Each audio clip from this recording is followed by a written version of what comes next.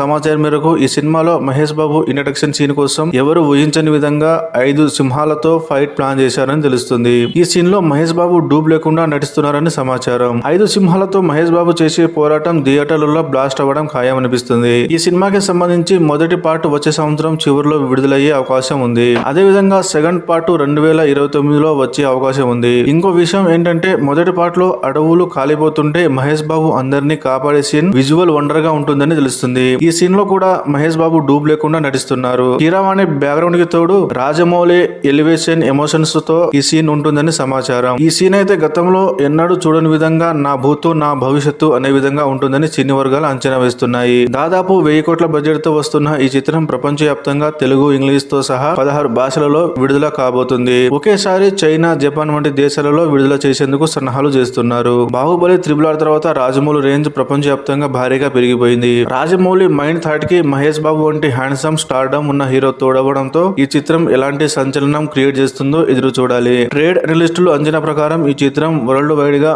3000 కోట్లు వసూలు చేస్తుందని అంచనా వేస్తున్నారు.